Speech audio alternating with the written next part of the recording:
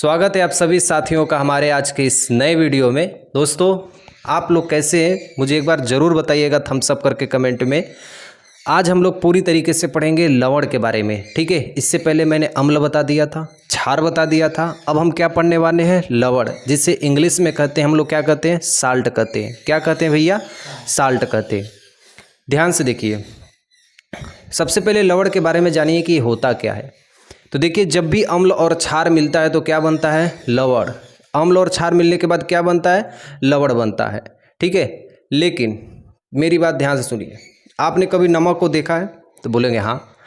नमक जब ठोस होता है, ठोस यानी खूब इतना बड़ा नमक, इतना खूब रख दिए नमक, अब उसमें यदि एक तरफ से विद्युत धारा प्रवाहित की जाए, एक तरफ मैं बैठा हूँ तो धारा प्रवाहित होगी मेरे शरीर में? तो बोलेंगे नहीं भैया। इसका मतलब नमक जब ठोस होता है तो उसमें विद्युत धारा प्रवाहित नहीं होती है। वही अगर द्रव होगा नमक, यानी किसी बाल्टी में इसे रख दिया जाएगा नमक को और उसमें घोल दिया जाएगा नमक को, उसमें यदि मेरा हाथ रहेगा उसमें विद्युत धारा प्रवाहित की जाएगी तो करंट आ जाएगी कि हमारे में? नहीं, हवा आ जाएगी।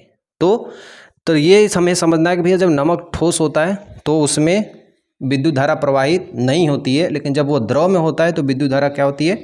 प्रवाहित होती है। तो दोस्तों, आज एकदम एक ही चीज़ समझनी है कि मुझे लवण के बारे में अच्छे तरीके से जाननी है, क्योंकि ये बहुत ही अच्छा सा आयनिक यौगिक होता है, ठीक है। सबसे पहले आपको जाननी है, क्या चीज़ जाननी है? कि लवण क्या होता है। लवण को हम लोग कहते हैं, और किस में आयन बनाता है भैया? प्लस और माइनस में। प्लस और माइनस में किस में बनाता है भैया? प्लस और माइनस में। कोई भी अम्ल का निर्माण होता है, सबसे पहले आपको बोल देना भैया अम्ल किससे बनता है? अरे लवण किससे बनता है भैया? बोल देना अम्ल और क्षार के मिश्रण से क्या बनता है भैया?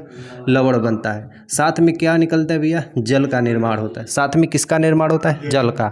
नमक कितना सा ले लो, नमक कितना सा ले लो, इतनी से लोगे तो भैया जीभ पे रखोगे तो जीभ पे रखते ही मंत्र लगेगा कि पानी आ गया है जीभ के ऊपर, है तना रख दिए तो लकड़ा जाएगा। एसिड प्लस बेस मिल के क्या बनाते हैं भैया? साल्ट बनाते हैं। साथ में क्या में निकलेगा भैया? H2O। तीसरा चीज, अम्ल जो भी होता है, ठीक है, अम्ल जितने भी अम्ल होते हैं इनका गलनांक व क्वथनांक उच्च होता है। गलनांक व क्वथनांक,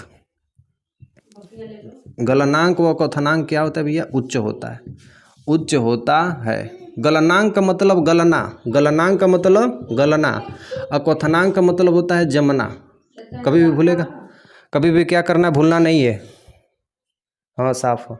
गलनांक का मतलब क्या होता है? गलना, और क्वथनांक का मतलब क्या होता है? जमना। तो कभी भी नमक को पानी में घोलोगे, एक चम्मच ऐसे घुरे और तुरंत क्या होगा? पानी घुल गया, घुल जाएगा नहीं।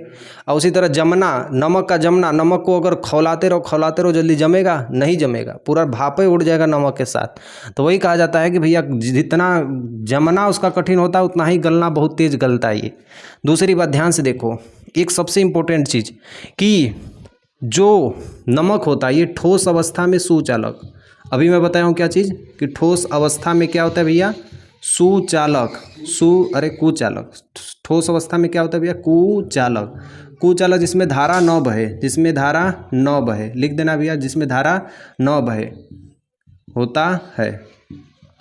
और ठोस द्रव अवस्था में, ठोस द्रव अवस्था में, ठीक है, ठोस द्रव अवस्था में सुचालक होता है, सुचालक होता है। सुचालक जिसमें धारा प्रवाहित हो जाए। ध्यान से देखो, अभी मैं तुमको बताया हूँ कि इतना बड़ा ढेर रख दूँ खूब नमक का, और नमक की एक तरफ भाई करंट लगा दो, एक तरफ मैं बैठा हूँ, करंट मारेगी हमको? नहीं मारेगी। और खूब बड़ा सा तगाड़ है, ठीक है, तगाड़ यानी जिसमें टंकी मान लो है, उसी में खूब नमक एकदम घोर दिया गया है। एक तरफ करंट मारो, एक तरफ मैं हूँ, मार देगा लाइन की? नहीं मार देगा? मार देगा। क्यों? क्योंकि वो क्या है? घुला हुआ है नमक द्रव में। तो जितना ज़्यादा द्रव में वो आयनित होगा उतना ही ज़्यादा वो सुचालक होगा, और जितना ज़्यादा वो ठोस रहेगा उतना ही ज़्यादा वो क्या होगा? कुचालक होगा। तो ये सब चीज़ें हमें क्या करनी है? ध्यान देनी है। जल, ठीक है, सिर्फ नमक जो होता है, नमक यानी जो साल्ट होता है, ये जल में घुलनशील होता है, जल में घुलनशील होता है, घुलनशील होता है। लेकिन लेकिन कार्बनिक यौगिक में, ठीक है, कार्बनिक यौगिक में कब वो आपने देखा है? CCl कभी देखे? नहीं।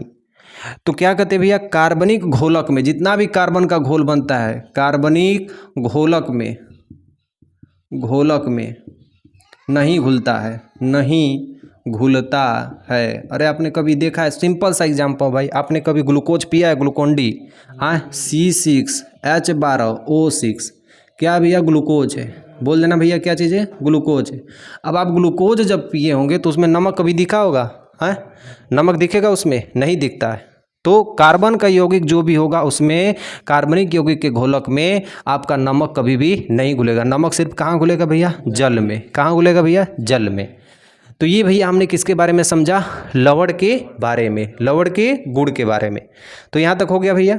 लवण किसे कहनी है, अम्ल तथा क्षार के, अम्ल तथा क्षार से बने यौगिक को क्या कहते हैं, लवण कहते हैं। लवण के साथ साथ जल का भी निर्माण होता है। लवण के साथ साथ किसका निर्माण होता है, जल का निर्माण होता है। सबसे इम्पोर्टेंट जो पहला होता है, प्रबल अम्ल। प्रबल अम्ल के संग जब प्रबल क्षार मिलाते हैं, प्रबल अम्ल के संग जब प्रबल क्षार मिलाते हैं तो क्या बनता है भैया, अम्ल बनता है। क्या बनता है भैया, अम्ल बनता है। क्या बनता है, अम्ल। साथ में क्या बनता है भैया, H2O। ये कौन से अभिक्रिया कहलाती है, उदासीनीकरण अभिक्रिया। उदासीनीकरण अभिक्रिया सबसे इंपॉर्टेंट यही है, उदासीनीकरण अभिक्रिया। याद रहेगा, कभी भूलेगा नहीं, ठीक है, कभी भी भूलना नहीं इसको। क्या करनी है भैया, जब अम्ल और क्षार, जब ये प्रबल अम्ल और प्रबल क्षार मिलते हैं तो अम्ल बनाते हैं, और इसी में जो इस अभिक्रिया को क्या कहते हैं, उदासीनीकरण अभिक्रिया। जैसे ध्यान से देखो, प्रबल अम्ल जैसे हाइड्रोक्लोरिक अम्ल ले लिया, प्रबल क्षार ले लिया, NaOH ले लिया, मिल के क्या बनाते भैया, Na और Cl यहाँ पे मिल गए, इससे कहेंगे NaCl, प्लस एक हाइड्रोजन दो हाइड्रोजन हो गया, और ऑक्सीजन के संग ये क्या हो गया, मुक्त हो गया। और यही जो हमारा बनता है भैया, क्या बनता है, साधारण नमक। ये क्या बनता है भैया, साधारण नमक। बोल देंगे भैया क्या बनता है NaCl को, साधारण नमक। इसको क्या कहते हैं भैया, हाइड्रोक्लोरिक अम्ल। क्या कहते हैं भैया, हाइड्रोक्लोरिक अम्ल। इसको क्या कहते हैं भैया, हाइड्रोक्लोरिक अम्ल कहते हैं, ठीक है। ये सोडियम हाइड्रोक्साइड है। क्या कहते हैं भैया, सोडियम हाइड्रोक्साइड है, भूलना नहीं है। क्या कहते हैं भैया, सोडियम हाइड्रोक्साइड। आ रही बात समझ में, ठीक है। और ये क्या भैया, हाइड्रोजन ऑक्साइड, ऐसे कहते हैं जल। क्या कहते हैं भैया, जल, या एक्वा के नाम से भी इसको जानते हैं। तो बात आ रही है समझ में। क्या करने भैया, जब प्रबल अम्ल और प्रबल क्षार मिलते हैं तो क्या बनाते हैं, अम्ल बनाते हैं। प्रबल अम्ल और प्रबल क्षार मिलके क्या बनाते हैं, अम्ल बनाते हैं। साथ में कौन सा भैया निकलती है, H2O, ठीक है। तो इसको नोट कर लीजिए, इसको सबसे पहले क्या करिए, नोट कर लीजिए, ठीक, नोट कर लो जी। अब इसके बाद देखो दोस्त, यहाँ तक ये वाला छोड़ देते हैं, पहला वाला, ठीक है। पहला वाला क्या करते हैं, छोड़ देते हैं, क्योंकि ये कौन सा अभिक्रिया भैया, उदासीनीकरण अभिक्रिया। प्रबल अम्ल और प्रबल क्षार मिलके क्या बनाते हैं, अम्ल बनाते हैं। ये पहला लवण का गुण है, ठीक है। दूसरा भैया, प्रबल अम्ल हो, प्रबल क्या हो भैया, अम्ल हो, प्लस में दुर्बल क्षार हो, दुर्बल क्षार हो। प्रबल अम्ल हो, दुर्बल क्षार हो, तो भैया लवण कैसा बनता है भैया, सारे लोग बोलेंगे प्रबल अम्ल हो और दुर्बल क्या हो, क्षार हो, तो उस लवण को कहते हैं भैया अम्लीय लवण। क्या कहते हैं भैया, अम्लीय लवण, ठीक है, अम्लीय लवण। साथ में भैया क्या निकलती है, H2O। इसके बाद भैया तीसरे नंबर पे आती है, क्या भैया बोल देनी है, दुर्बल अम्ल हो। इस बार अम्ल कैसा है भैया, दुर्बल है, और क्षार कैसा है, प्रबल है, प्रबल क्षार। एक बार देखो, प्रबल प्रबल, एक बार क्या चीज, प्रबल प्रबल। जब दोनों तगड़ा रहेंगे, जब दोनों बढ़िया रहेंगे तो भैया कौन सा अभिक्रिया, उदासीनीकरण अभिक्रिया। अम्ल ज्यादा ताकतवर है और दुर्बल क्या है, क्षार है। तो ज्यादा कौन है ताकतवर, अम्ल, तो क्या होगा भैया, अम्लीय लवण। इसमें ज्यादा ताकतवर कौन है, क्षार है। कौन है भैया, क्षार है। तो क्षार को लिखेंगे भैया क्षारीय लवण बनेगा। कैसा बनेगा भैया, क्षारीय लवण बनेगा। साथ में कौन सा भैया निकलेगा, H2O निकलेगा। अब भैया चौथे नंबर पे आता है भैया, दोनों दुर्बल हो गए। क्या हो गया भैया, दुर्बल अम्ल भी है, ठीक है, और दुर्बल क्षार भी है।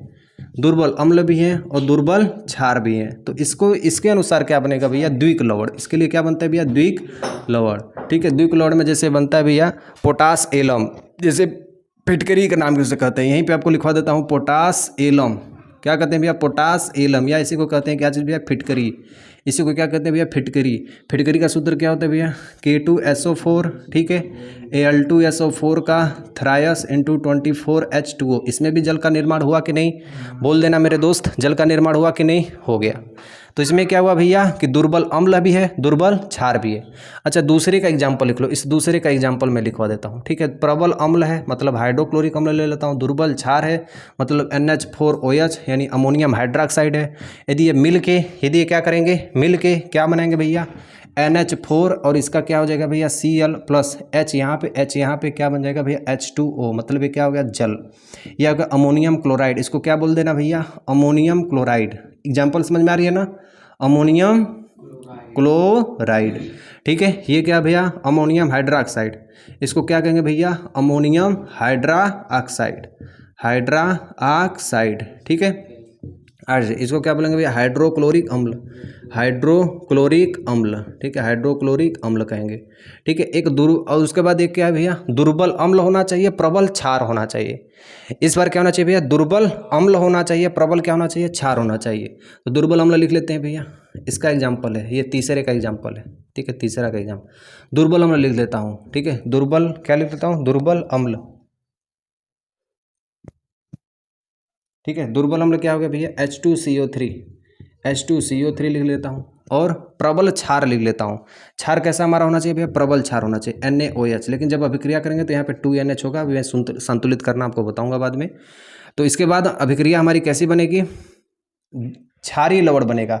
लवण कैसा बनेगा भैया, क्षारीय लवण बनेगा, मतलब क्या बनेगा, Na2CO3 प्लस H2O। देखो Na यहाँ पे है, ये 2 यहाँ पे चला गया इसलिए 2 हो गया, कार्बन CO3 डायरेक्ट यहाँ पे आ गया, और देखो एक हाइड्रोजन यहाँ पे है, ठीक है, H2O यहाँ पे भी 2 होगा, ठीक है। हाँ तो ये हो गया भैया तीसरे का उदाहरण। तो इसको नोट कर लो मेरे दोस्त। कहना परिभाषा, परिभाषा आपको कभी भी नहीं भूलना है। परिभाषा कैसे याद करनी है वो आपको सबसे आसान हो जाएगा, सिर्फ आपको ये चार्ट देख के। क्या करनी है भैया, चार्ट देख के। कैसे कहना भैया, प्रबल अम्ल तथा दुर्बल क्षार से, क्या कहनी है भैया, प्रबल अम्ल से और दुर्बल क्षार के यौगिक से क्या बनता है भैया, अम्लीय लवण बनता है, ठीक है। दुर्बल अम्ल और प्रबल क्षार के मिश्रण से, दुर्बल अम्ल और प्रबल क्षार के मिश्रण से क्षारीय लवण बनता है। कौन सा लवण बनता है भैया, क्षारीय लवण बनता है। अच्छा ये बताओ भैया कि यदि उदासीनीकरण रहेगा तो इसका pH मान कितना होगा भैया, 7 होगा। उदासीनीकरण रहेगा तो pH मान कितना होगा, 7 होगा। यदि बताओ अम्लीय लवण रहेगा तो 7 से pH मान क्या होगा, कम होगा। 7 से क्या होगा भैया, कम होगा। क्षारीय लवण रहेगा तो 7 से क्या होगा भैया, ज़्यादा होगा। 7 से क्या होगा भैया, ज़्यादा होगा। 7 से क्या होगा, ज़्यादा होगा। दोनों अम्ल और प्रबल क्षार दोनों एक ही है, तो भैया इसका अम्ल और क्षार दोनों क्या होंगे, बराबर होंगे। क्या होंगे भैया, बराबर होंगे। जितना मान अम्ल का उतना ही मान क्या होगा भैया, क्षार का। फिटकरी को कभी क्या करिएगा, टेस्ट कीजिएगा, ना आपको अम्ल लगेगा ना आपको क्या लगेगा, क्षार लगेगा। तो ये द्विक लवण कहलाता है। कौन सा लवण भाई, द्विक लवण कहलाता है। हो गया, इसको एकदम कंप्लीट कर लो मेरे दोस्त। इसको सबसे पहले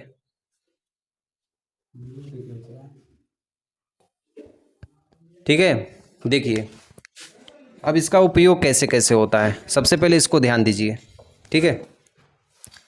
उपयोग हम लोग जानते ही हैं। पहला उपयोग होता है भैया खाद्य पदार्थों में। हम अपने खाने पीने में नमक का उपयोग करते हैं।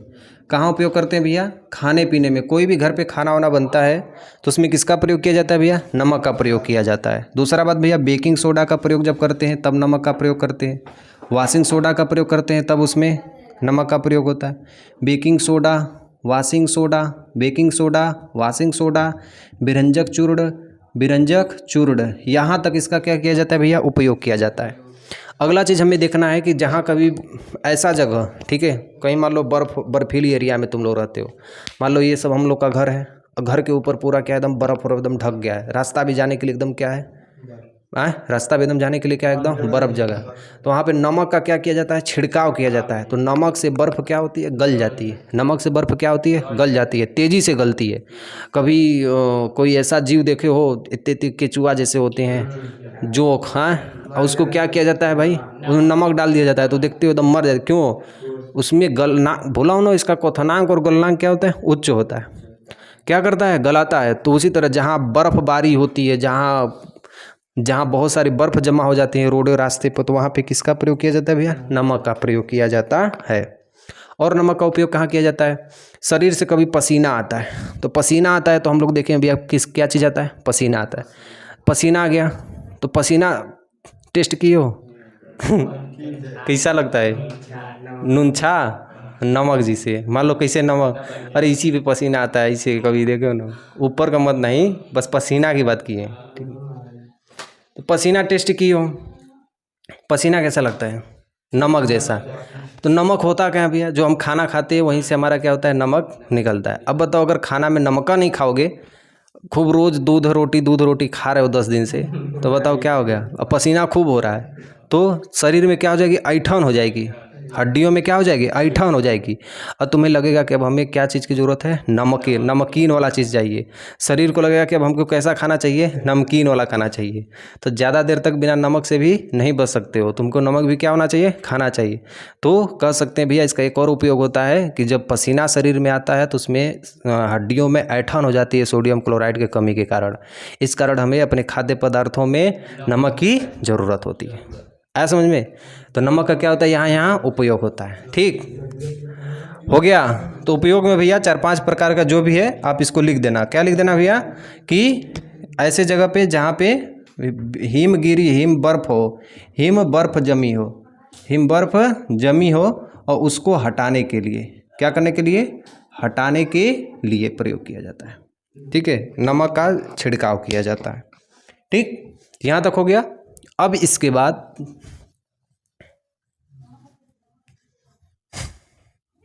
एक चीज़ पढ़ना है, वो हेडिंग डालो कास्टिक सोडा। ठीक है, कास्टिक सोडा परिभाषा अपने से याद हो जाएगी। आप हेडिंग डालो कास्टिक सोडा।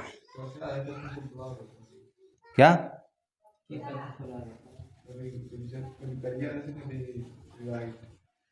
चलो यार, हाँ ये दिख रहा है ना भाई? चलो ठीक है। अब देखो भाई, हमके क्या पढ़ना है? लवण पढ़ना है। अब लवण में आता है भैया कास्टिक सोडा। ठीक है, अब इसको टॉपिक को हटा दो, लवण क्या हो गया? एकदम खत्म हो गया। अब इसके यौगिक जितना है सब हमको पढ़ना है। पहला नंबर पे पढ़ना है भैया कास्टिक सोडा। कौन सोडा भैया? बोल देना भैया, क्या चीज़ पढ़ना है? Caustic soda. कास्टिक सोडा क्या पढ़ना है भैया? सोडियम हाइड्रोक्साइड प्लस इसमें क्लोरीन भी होता है, तो इसी को सोडियम हाइड्रोक्साइड भी कहते हैं। सोडियम हाइड्रोक्साइड से क्या बनता है भैया? कास्टिक सोडा बनता है। क्या बनता है भैया? कास्टिक सोडा बनता है। ठीक है, यहाँ पे क्या लिख दिए? NaCl प्लस, यहाँ पे क्या डाल दिए? H2। अभी जगह छोड़े हैं। ठीक है, और यहाँ पे हमने क्या कर दिया? विद्युत धारा का प्रवाह। विद्युत धारा का क्या कर दिए भैया? प्रवाह कर दिए। विद्युत धारा का हमने क्या कर दिया भैया? प्रवाह कर दिए। H2O है तो NaOH, इसका एक हाइड्रोजन इधर आएगा, NaOH प्लस क्लोरीन एक है ना, तो यहाँ पे Cl2 प्लस ये H2। ठीक है, ऐसे ये बनता है भैया कौन? Caustic soda. अब इसे हमें संतुलित करना और ये सब कुछ जानना है कि ये कैसे कैसे बना है। ठीक है, ये एक्वा है। एक्वा का मतलब हो गया कि सोडियम क्लोराइड के जली विलयन। एक्वा कहीं भी लिख लेना, AQ दे दिया मतलब क्या होगा? AQUA, मतलब इसका क्या होगा? जली विलयन। क्या होगा भैया? जली विलयन। ठीक है, अगर तुमको ऐसे यल लिख दिया तो यल का मतलब क्या होगा भैया? बोल देना लिक्विड। लिक्विड का मतलब क्या होगा? द्रव। अगर तुमको एस लिख दिया तो ब्रैकेट में, तो क्या कहोगे भैया? सॉलिड है। और सॉलिड का मतलब क्या होता है भैया? बोलो, क्या कहते हैं? ठोस। और जी का मतलब क्या होता है भैया? लिख देंगे तो क्या? गैस। तो ये कैसे, किस अवस्था में भैया? गैस में। अगर बताओ ये H2O है, इसके बगल में से यल लिख दिया तो मतलब ये क्या है? लिक्विड में है। किस में है? लिक्विड में है। अच्छा, ये NaOH है। क्या है भैया? NaOH है। इसको मैं एक्वा में लिख दिया। क्या लिख दिया भैया? एक्वा में लिख दिया। तो एक्वा का मतलब क्या भैया? जली विलयन है। कैसा विलयन है? जली विलयन है। ये द्रव में रहेगा, ये किस में रहेगा? जली विलयन, मतलब जल भी है और इसमें विलयन भी है। अब देखो ये Cl2 है, इसको भी क्या कर दिए भैया? एक्वा लिख दिए। इसको भी क्या कर दिए? एक्वा लिख दिए। और ये H2 है, इसको हम क्या लिख दिए? जी लिख दिए। जी का मतलब क्या हो गया? गैस हो गया। अब इसकी परिभाषा देखो, परिभाषा ये खुद से लिखनी है। थोड़ा सा बस हेल्प करो अपने आप को और अपने आप को स्ट्रांग बनाओ मेरे दोस्त, आपको परिभाषा आराम से समझ में आ जाएगी। कैसे परिभाषा याद करनी है? सोडियम क्लोराइड के जली विलयन, एक्वा को क्या कहते हैं? जली विलयन। बोलना, सोडियम क्लोराइड के जली विलयन को, सोडियम क्लोराइड के जली विलयन को जल के साथ अभिक्रिया कराने पर, क्या बोलनी है?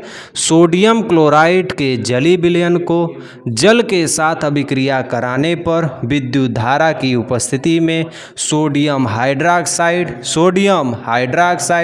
और क्लोरीन और H2 गैस का निर्माण होता है।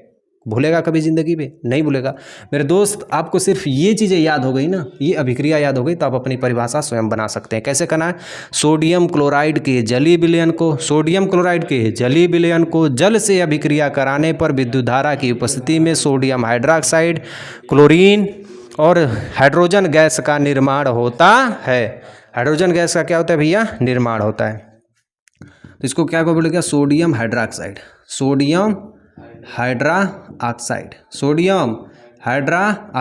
इसको बोलते हैं भैया। एक रहता है भैया तो क्लोरीन कहते हैं, दो रहता है तो क्लोराइड कहते हैं। पढ़े हो ना भैया? NaCl2, यहाँ 2 रहता है तो सोडियम क्लोराइड इसको कहते हैं। तो ये क्या हो गया भैया? क्लोराइड। इसको क्या कहेंगे? क्लोराइड। ये भैया हाइड्रोजन है। कौन है भैया? हाइड्रोजन है। किस में है भैया? गैस में है। ये भैया क्या कहोगे? जल है। ये क्या है भैया? जल है। ये भैया क्या है? सोडियम क्लोराइड है।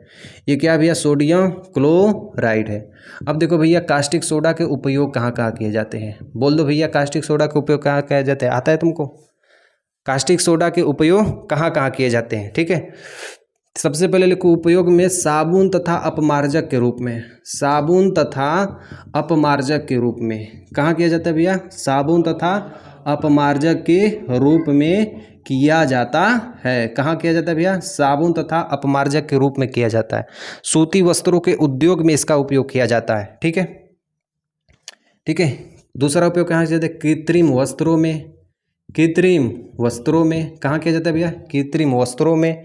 भूलना नहीं है, कास्टिक सोडा, व्यंजक चूर्ण, खाने का सोडा, धोने का सोडा, प्लास्टर ऑफ पेरिस, ये 6 ऐसे हैं जो हर साल यूपी बोर्ड के एग्जाम्स में आते हैं, इसलिए इसको बहुत मन से देखनी है मेरे दोस्त। ठीक है, कृत्रिम वस्त्रों में उपयोग किया जाता है। कागज निर्माण में इसका उपयोग किया जाता है। कहाँ उपयोग किया जाता है भैया? कागज निर्माण में उपयोग किया जाता है।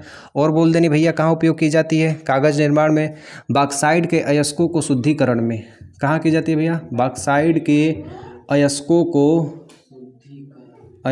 को शुद्धिकरण करने में बॉक्साइट के अवस्थाओं को कहाँ करने में भैया? शुद्धिकरण करने में। रंग को डालने के लिए बहुत सारे इसका चीज़ कहाँ करते हैं? इसका उपयोग करते हैं। किसका भैया? कास्टिक सोडा का। किसका करते हैं भैया? कास्टिक सोडा का। ये सोडियम हाइड्रॉक्साइड है, इस पूरे को हम लोग कहेंगे भैया, क्या कहेंगे? Caustic soda. क्या कहेंगे भैया? Caustic soda. ठीक है, हो गया यहाँ तक। तो अगली वीडियो में सिर्फ हम लोग पढ़ेंगे व्यंजक चूर्ण और व्यंजक चूर्ण का निर्माण कैसे होता है, और उसके बाद हम पढ़ेंगे बेकिंग सोडा यानी खाने का सोडा, जो मैं आपको बताया था, सोडियम बाइकार्बोनेट या सोडियम हाइड्रोजन कार्बोनेट, या इसे कहते हैं खाने का सोडा, या इसे क्या कहते हैं? Baking soda. चारों नाम एक ही है, NaHCO3। तो उसके बाद बेकिंग सोडा, धोने का सोडा, और उसके बाद क्या भैया? और है प्लास्टर ऑफ पेरिस। ठीक है, और यही 3 है, 3 या 4 है, जिसको हम अच्छी तरीके से पढ़ लेंगे, एक एक समीकरण को और एक एक उपयोग को, क्योंकि ये बहुत ज़्यादा इंपॉर्टेंट है, इसलिए इसकी अलग से वीडियो बनेगी। इस वीडियो में सिर्फ आपका क्या रहेगा? लवण रहेगा। ठीक है, और इसके बाद वाला जो चैप्टर है कौन सा है भैया? धातु और अधातु है ना सिलेबस में। ठीक, तो मिलता हूँ नेक्स्ट वीडियो में, तब तक के लिए आपको जय हिंद।